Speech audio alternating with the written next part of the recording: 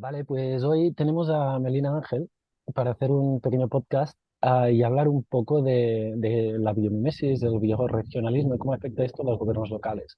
Melina es de Colombia, es parte de la organización Meraki, también donde trabaja el bioregionalismo a nivel local y también da clases en un posgrado de biomimesis aplicada a los sistemas sociales por la Universidad de Cooperación Internacional y le queríamos hacer algunas preguntas para indagar en cómo podemos intentar desde los municipios rurales pues generar nuevas propuestas de gobernanza que nos permitan pues hacer frente a esta crisis sistémica que estamos viviendo. Hola Melina, Hola Oscar, un gustazo estar aquí. Muchas gracias por invitar. claro, un gusto tenerte aquí. Pues la primera pregunta que me viene a la cabeza es esta de, estás en Colombia, uno de los países con más comunidades indígenas vivas, que se reivindican, que están empoderadas, ¿no? Y trabajas la biomimesis, el bioregionalismo. ¿Cómo se relacionan estos tres conceptos? Bueno, Oscar, sí, efectivamente aquí en Colombia tenemos unos procesos regionales muy interesantes, especialmente en las zonas donde habitan comunidades indígenas, porque justamente la diversidad cultural genera procesos territoriales muy interesantes y pues muy difíciles también para nuestra, digamos, perspectiva occidental de ver el mundo, donde lo que se quiere es homogenizar una perspectiva y tener razón, ¿no? Y generar control sobre las planificaciones de lo que tiene que ser el territorio, etcétera. Mientras que las comunidades indígenas tienen una perspectiva de escuchar los territorios profundamente y desde una cosmogonía muy distinta, en donde es la madre tierra la que dicta lo que debe pasar en los territorios, ¿no? Hay comunidades aquí que dicen, para hacer esto o este puente o este camino, hay que ir a hacer un pagamento, hay que hacer tales y tales cosas, y es información que ellos desde su experiencia vital, digamos como que han acuñado esas formas de comunicación directa y real con los ecosistemas y con los territorios, eh, y así van abriendo caminos, es desde esta perspectiva espiritual también, ¿no? Y por supuesto que el hecho de que, digamos, aquí en Colombia y en América Latina tengamos tanta conexión aún con las comunidades indígenas, o digamos que la distancia con esa concepción indígena del mundo es mucho más corta en el tiempo. Eh, pues eso nos permite también como empezar a entender mucho cómo estas relaciones con los territorios realmente son las relaciones que la vida tiene, que todos los seres vivos tienen con los territorios, ¿sí? Cómo se dan, por ejemplo, las localizaciones de ciertos tipos de plantas o de comunidades vegetales en un cierto territorio, tiene mucho que ver con esa lectura profunda de qué necesita el territorio, cómo se sana un territorio, las plantas sanan la tierra, ¿no? Cuando tú ves, por ejemplo, lugares donde está mucha arena o piedra, ¿no? Que ha sido una carretera o los bordes de carretera y esto, las plantas que nacen allí son plantas que cuando tú ves sus propiedades medicinales, curan heridas.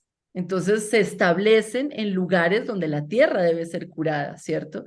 Y esta lógica planetaria es parte de la cosmogonía indígena. Entonces, los procesos territoriales cuando se tratan de trabajo con los indígenas tienen mucho que ver con cómo la vida funciona. Entonces, gran parte, digamos, del trabajo ya desde la perspectiva bioregional o de bioregionalización, pues tiene que ver con esa traducción de no solamente digamos, las comunidades que habitan los territorios, sino también las otras especies que habitan el territorio. ¿Qué es lo que quiere este territorio? Y cómo nosotros podemos facilitar y hacemos parte de esa lógica territorial, en lugar de vernos como afuera, ¿no? Y ver el territorio como el recurso, ¿no? Como a mí esa palabra recurso me parece un entorpecedor terrible en las prácticas territoriales. Pero eso es como esa armonización que empiezan a darse sobre qué es lo que realmente podemos, cómo podemos ser parte de la biosfera en estos procesos. Sí, cuando me cuentas esto, ¿no? Me da la sensación de que todo el proceso de colonización ha afectado muchísimo, ¿no? Y nosotros en Europa somos colonizadoras, pero cuanto más nos damos cuenta de estas voces indígenas que cada vez se oyen más, también creo que nos damos más cuenta de lo colonizadas que estamos y que seguramente una es consecuencia de la otra, ¿no? Y hemos colonizado porque hemos sido colonizadas anteriormente. Y nuestros ayuntamientos, nuestros gobiernos locales son como el centro de este proceso de colonización, súper estructurados y súper relacionados, en nuestro caso, con Barcelona o Madrid. ¿Cómo se rompe, se flexibiliza eso? Bueno, pues, a ver, yo creo que hay algo muy importante que tenemos los seres humanos en este momento y sobre todo desde las tomas de decisiones, ¿no? Colectivas, independientemente que tan formales sean, pero cualquier toma de decisión colectiva debe estar vinculada con la siguiente pregunta. Y la pregunta es, ¿cómo ponemos la vida en el centro? ¿No? Y la segunda pregunta es, porque preguntar eso es, queda uno igual de loco, ¿no? ¿Cómo ponemos la vida en el centro? La pregunta real es, ¿qué es lo que está vivo aquí y ahora?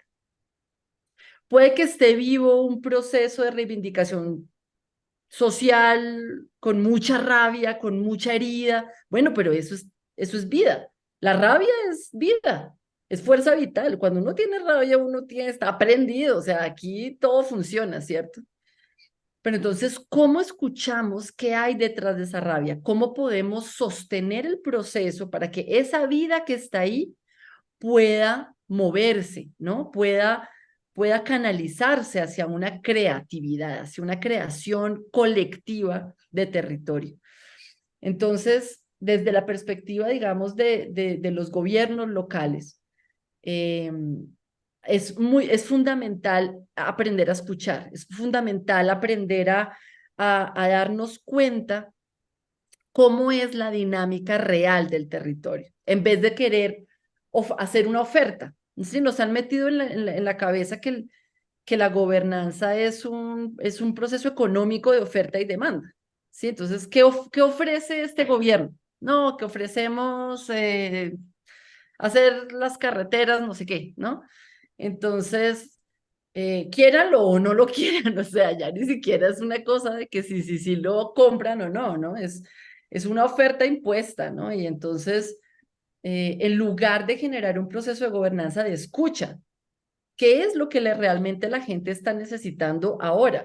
Y hay una diversidad increíble, entonces uno no necesita como decir, ay, pues escuchamos solamente a esta voz porque y dejamos a todas por fuera, sino cómo esas voces, o sea, el rol de la gobernanza es cómo todas esas voces pueden armonizarse y volvemos otra vez a la restauración de la armonía de los territorios, ¿no? Como la función principal de un gobierno local. ¿Cómo se armonizan esas voces? ¿Cierto? ¿Cómo se escuchan entre sí las voces para poder llegar a puntos donde sea como inclusivo, ¿no? Hay prácticas, hay metodologías que hacen eso, ¿no? La sociocracia, digamos, hay innovación social que ha emergido en los seres humanos justamente para, para sí, saldar todas las diferencias y los conflictos que pueden existir cuando hay voces discordantes, ¿no? Y desarmoniosas. Desde la perspectiva de la biomímesis o lo que ofrece la biomímesis como una perspectiva desde la vida, lo que ocurre en los procesos de gobernanza es justamente armonizar las escalas. Hay mucho afán en escalar, ¿no? Que es que esto funciona, entonces hay que escalarlo, ¿no? Y cómo podemos cambiar a esta gran escala, ¿cierto? Y en ese sentido creo que hay algo que recordar que nos enseña la naturaleza y es que en la naturaleza solamente hay tres escalas. Está el individuo, digamos, cuando lo observamos, el individuo, las personas, digamos, para nosotros. Está la comunidad en general, ¿no? Y están las relaciones y la dinámica interna relacional dentro de la comunidad entre los individuos que generan algo emergente, acuerdos emergentes, grupos emergentes, asociaciones emergentes, intereses emergentes, ¿sí? Y esta emergencia vuelve y se relaciona entre sí, ¿cierto? Y genera como, y ahí está la complejidad, como entonces después vemos eso es una cosa complejísima que si nos ponemos en la perspectiva de planeación territorial, ordenamiento, bla, bla, bla, eso nunca se va a poder arreglar, eso, o sea, no, es querer ordenar un bosque para entonces saber cuántos árboles hay, venga yo, si le tomo la foto bien ordenadita, cuando eso no tiene sentido, ¿sí? Lo que tiene sentido es volverse micelio, volverse comunicación entre los que están en ese bosque y en esa complejidad, sostener el proceso, darse cuenta que un recurso puede empezar a moverse hacia un lado a través de esa red conectada justamente para sostener el bosque completo, ¿cierto? Entender cuáles son las necesidades de un lado y del otro y conectarlas para que se hablen y decir, ok, aquí hay aquí se tienen que conectar, tienen que hablar de esto, hay recursos que hay que movilizar entre ustedes, hay información que se necesita mover entre ustedes. Ustedes pueden aprender de acá, ustedes pueden mostrar o visibilizar esto que están haciendo, etcétera, etcétera, ¿no? Como que para mí la gobernanza es un acto de sostener desde lo invisible, digámoslo así, ¿no? O sea, de escuchar profundamente para que todo eso que emerge, que es la vida a través de ser humano, porque pues es que no es que porque seamos seres humanos no somos parte de la vida, o sea, aquí en la biosfera todos estamos en iguales, ¿no? O sea, aquí nadie más que nadie, o sea, entonces, pues asumir que somos parte, sí, realmente, ya creérnosla y empezar a gestionar las cosas desde ese lugar que realmente pone la vida en el centro. Claro, este es un temazo, porque cuando estamos con los municipios muchas veces, aquí hay una iniciativa que son los consejos de pueblo y que está como tomando fuerza, pero ¿qué es un consejo de pueblo, no? Y muchas veces tenemos como, vienen ganas de control, ¿no? A veces desde quién toma las decisiones, ¿no? Porque lo importante es tomar las Claro. decisiones. O a veces insistimos, ¿no? Que al igual no es tan importante tomar las decisiones como que fluya la información, ¿no? Y, y aquí nos encontramos muchos retos. O sea, tienes un consejo que intentamos como que articule el municipio, pero no es fácil de entender que cómo se vive la gobernanza en un municipio de 500 a 3.000 habitantes, que es más o menos donde nos movemos nosotras aquí. Ujú. Tú qué le dirías a la gente de los consejos de pueblo que están como empezando algo que no saben cómo es porque no sabemos cómo es, porque estamos reinventando la rueda, pero no nos acordamos de cómo era antes? Entonces, Mm. ¿cuál es la actitud? ¿Qué tenemos que hacer? Mira, la actitud que yo he encontrado además de aquí en Colombia es muy fuerte porque en los territorios, o sea, la escasez genera mucha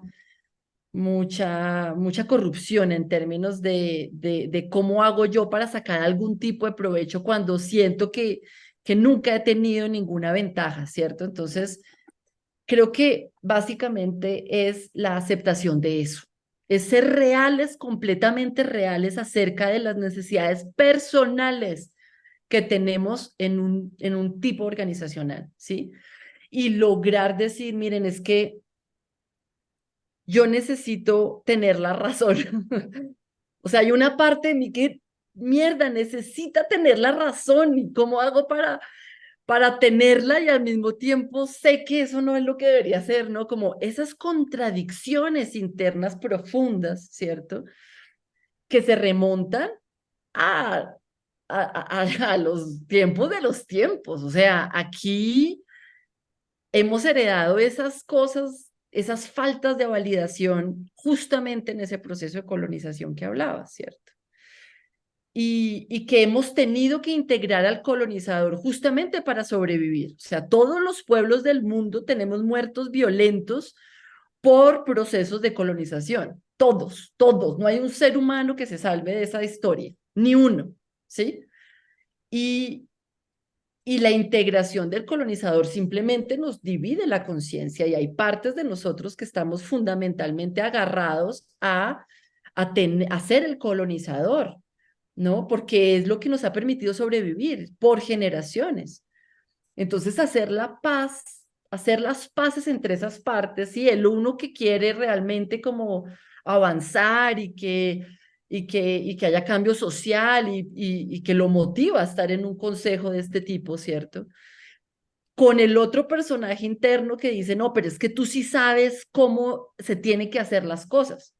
¿Sí? Tú tienes, sí, y uno oye este diálogo y este diálogo lo estamos escuchando desde chiquitos y no solo en el colegio y en las casas, sino nuestros padres, nuestros abuelos lo escucharon, nuestros bisabuelos lo escucharon, ¿cierto?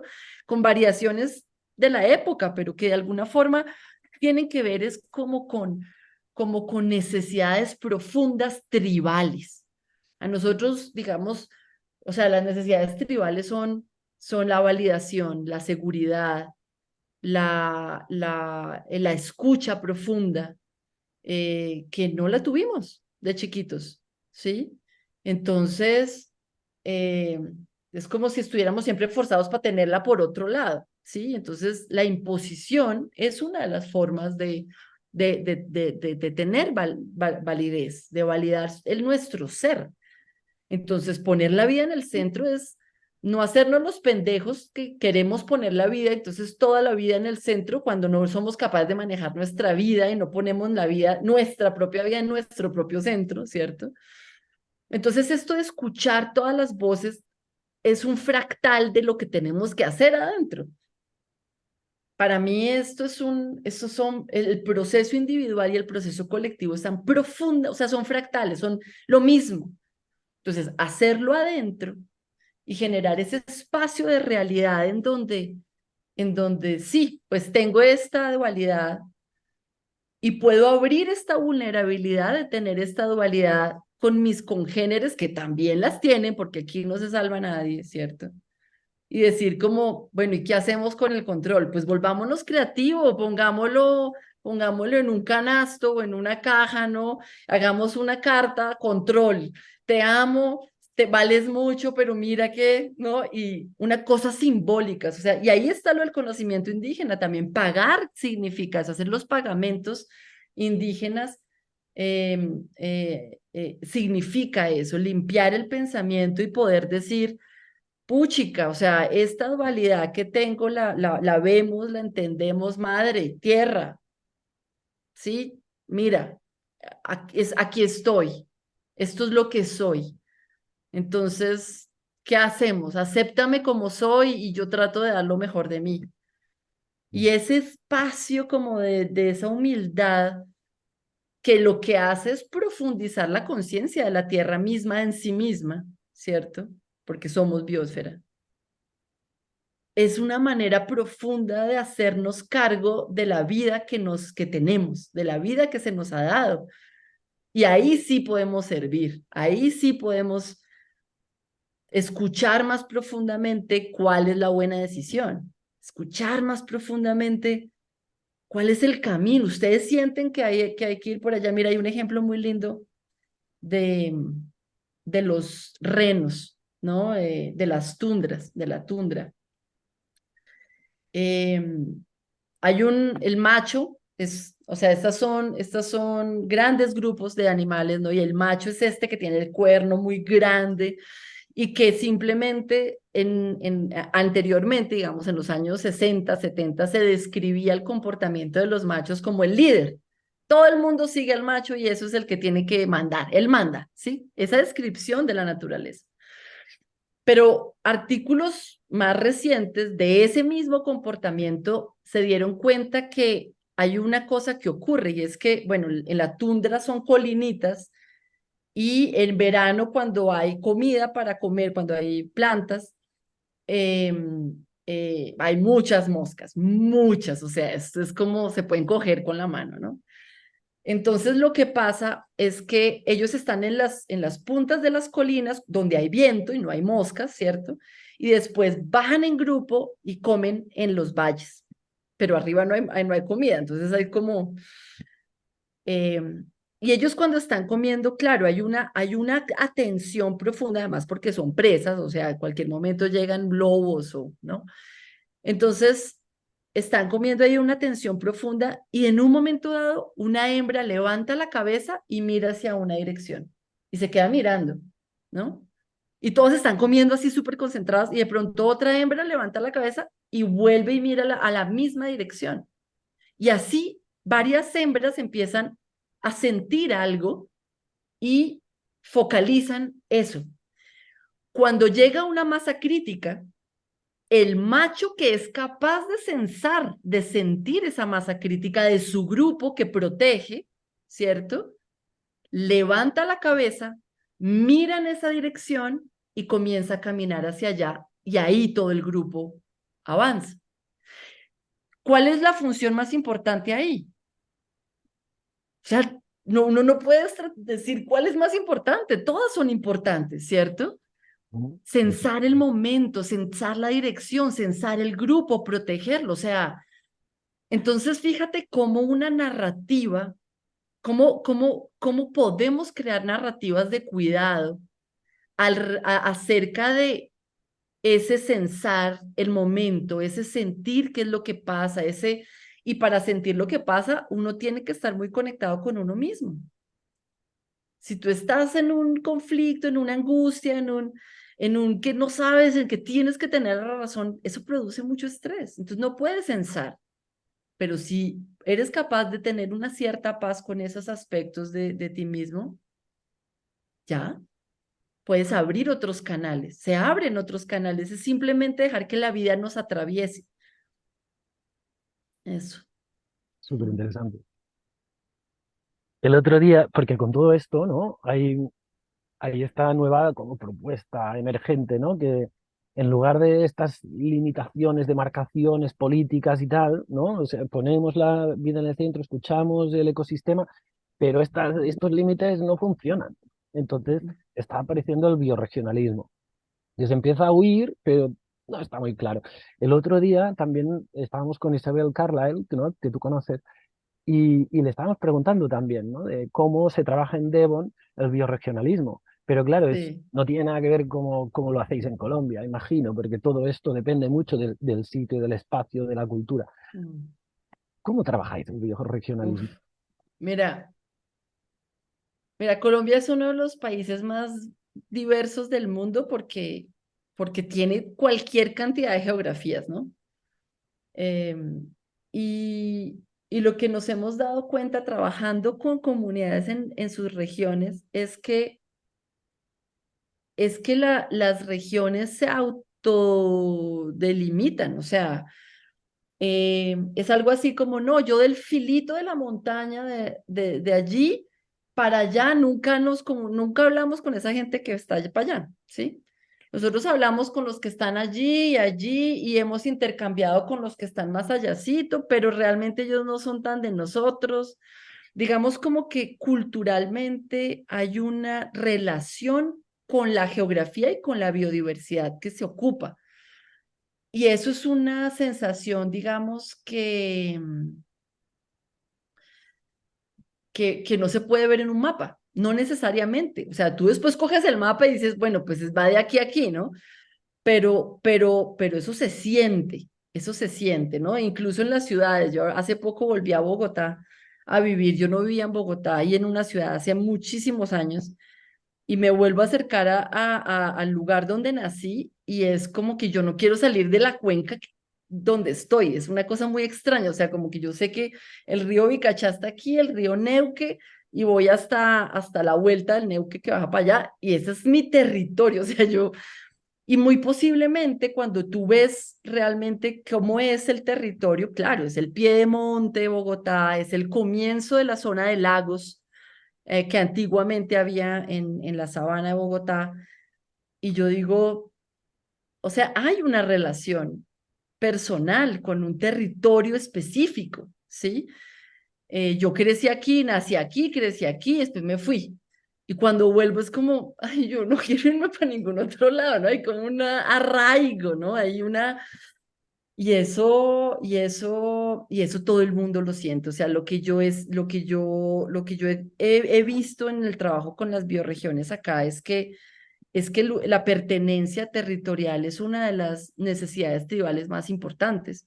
Si uno pertenecer a algo, ¿no? Y yo creo que el bioregionalismo debe comenzar a través de ese principio sistémico de pertenencia, ¿no?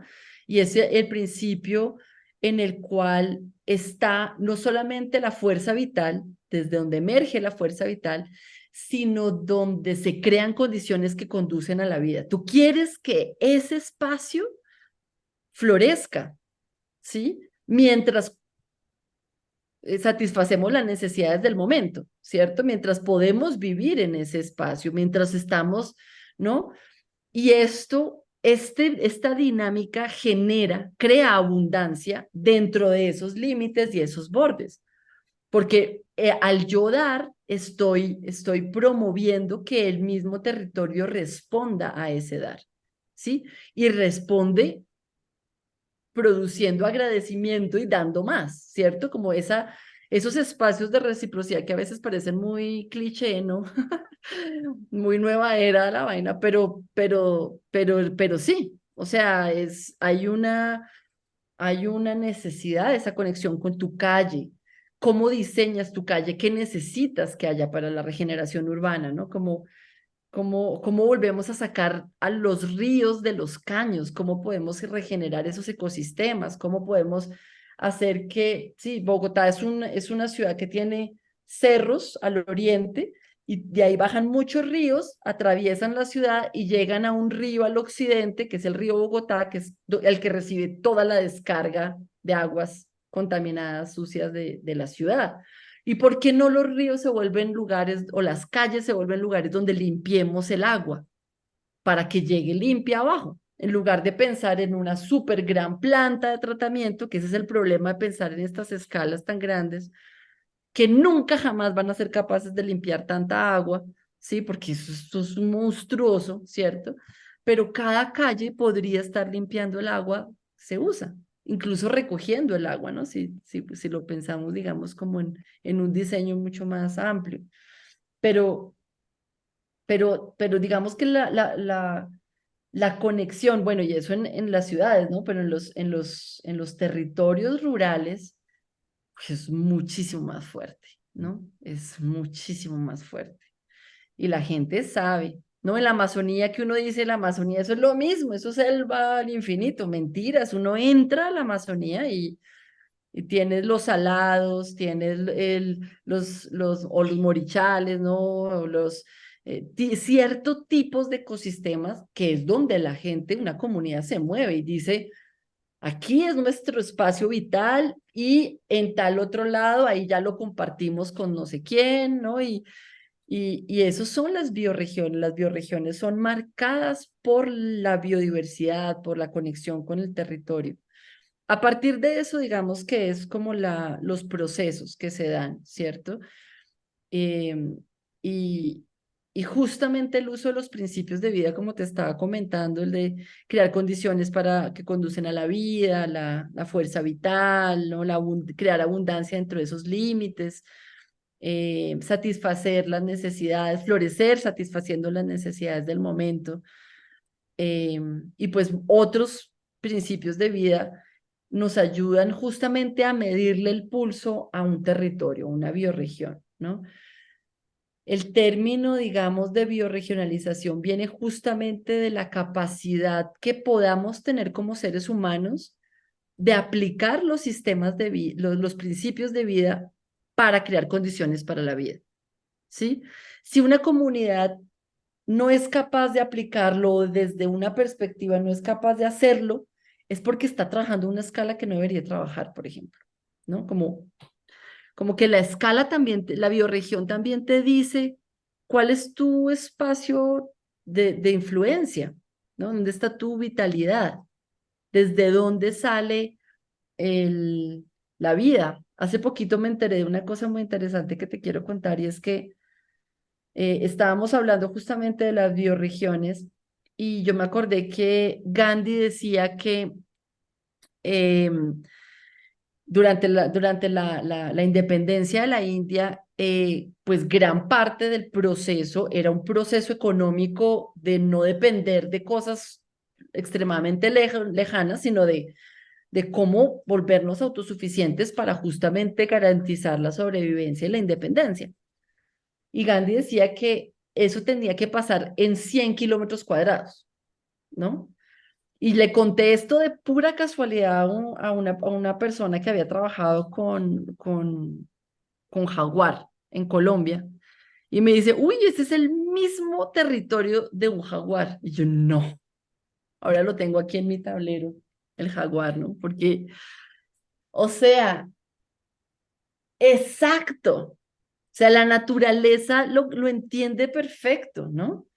O sea, tú en 100 kilómetros cuadrados tienes que tener la fibra para vestirte, el alimento para alimentarte, para generar abundancia para tu familia, para tu comunidad, para... Obviamente no es todo igual, ¿no? No es un número fijo, ¿no? Porque cada territorio es distinto, en las montañas eso cambia mucho y etcétera. Pero sí hay esas unidades, ¿no? Y los seres vivos los manejan, los manejan. Y ahora estás hablando de economía, ¿no? Porque en realidad todo esto es economía, ¿no? O sea, como en nuestro territorio tenemos mucha industria que lo que hace es extraer recursos de aquí para luego generar productos que van hasta la China o hasta donde sea, ¿no? Pero que no, es imposible cerrar ese ciclo. Por Sí. mucho que hablen de economía circular o lo que sea, cerrar ciclos globales no se puede. Ah, No, así no funciona la naturaleza. Mira, es interesante porque justamente lo que tenemos que quitarnos de encima es el pensamiento de que la economía se mueve es exportando, ¿no? Porque la exportación es una extracción, ¿no? O sea, ya no es sacar el subsuelo, sino sacar el suelo. Entonces, aquí en Colombia está mucho el café, ¿no? Entonces, el café de origen, entonces todo el mundo se pone a sembrar café para sacar un muy buen café, aumentarle el valor y ponerlo en las estanterías de las clases medias urbanas, ¿sí? Donde tampoco hay tanta abundancia para uno estar tomando café, o sea, no es verdad, no es una economía real, ¿sí? O entonces, o en las economías urbanas de Europa, o las economías urbanas de, sí, es como, aquí, ¿quién va a pagarnos más cuando finalmente todos estamos en una precariedad económica, ¿cierto? Por más que tengan a alguien más que un poquito más que el otro, sí, o sea, el más millonario no va a tomar 10.000 cafés al mismo tiempo, ¿ves? O sea, es es una lógica absurda. Y claro, es un proceso económico. En realidad, lo que yo me he dado cuenta es que la economía desde la naturaleza no es un cuerpo, como nos lo ha hecho pensar la sostenibilidad. La sostenibilidad nos dice ambiente, sociedad, economía.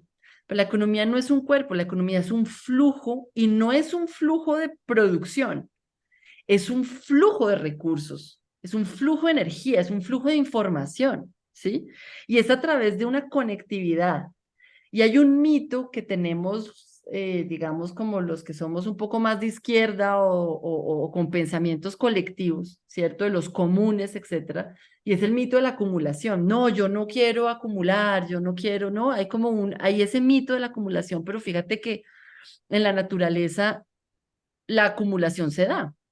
O sea, que es un árbol si no es una acumulación de carbono, nitrógeno, oxígeno e hidrógeno, ¿no? Es tremenda biomasa que tiene un árbol, ¿no? Pero el árbol era chiquito al principio y fue acumulando.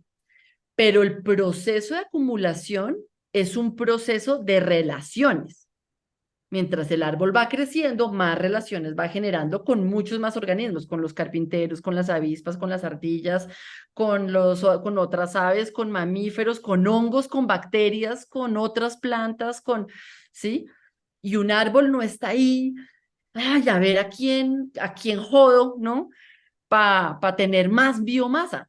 No, es cómo a través mío sostengo el bosque, cómo yo puedo ser parte del bosque, cómo puedo ofrecer espacios de nidación o espacios para las bromelias o espacios para los hongos o los líquenes que crecen en mi corteza o las avispas que ponen huevos debajo de la corteza y que comen un poquito de mi madera y que después viene el carpintero y justo y viene y se lo traga y entonces el otro y tal, no sé qué.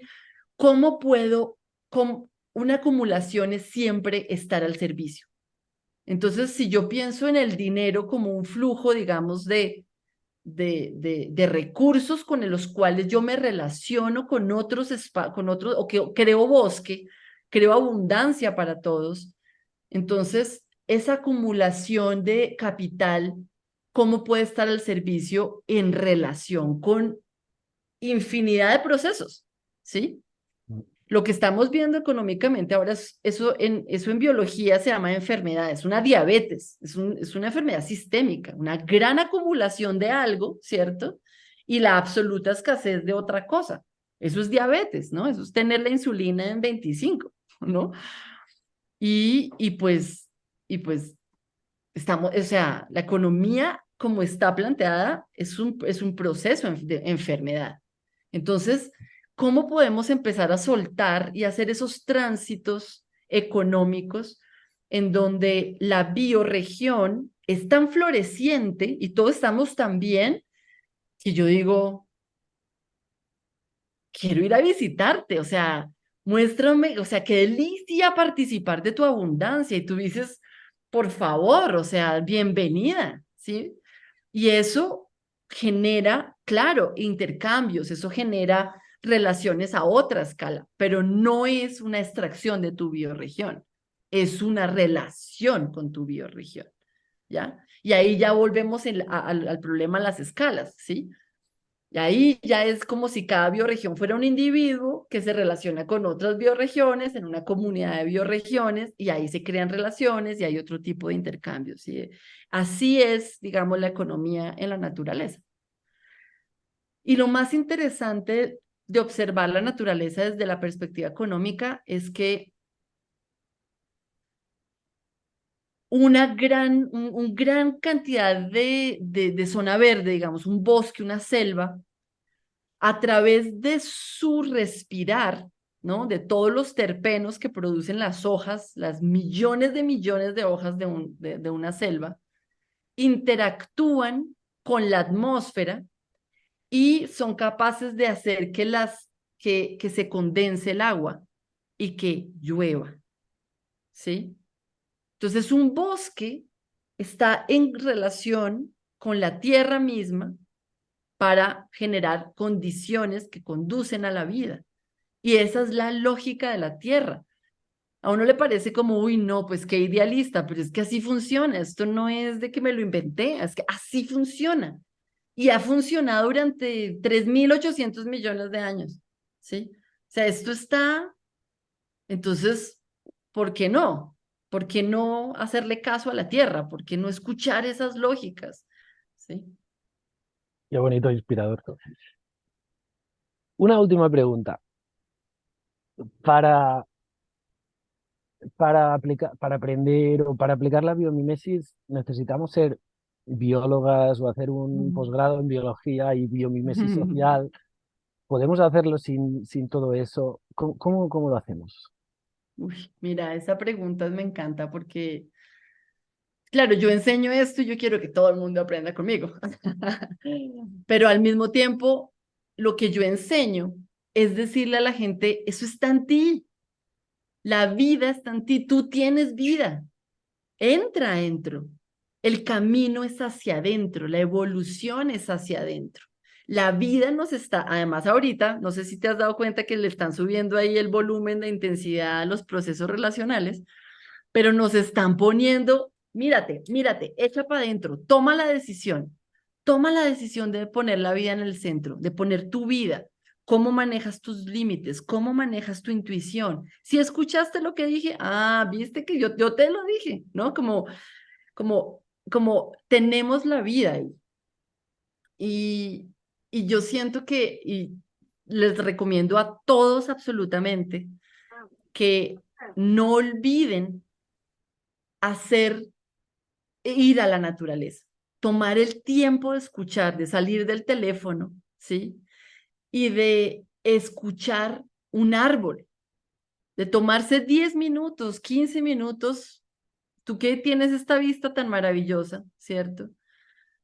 De solamente contemplar, ¿sí?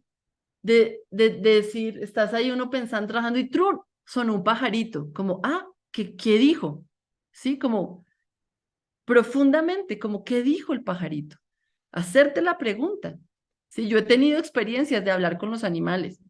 Y una vez tuve una conversación con una mirla, así, tin, tin, tin, tin, como te estoy hablando a ti, ¿no?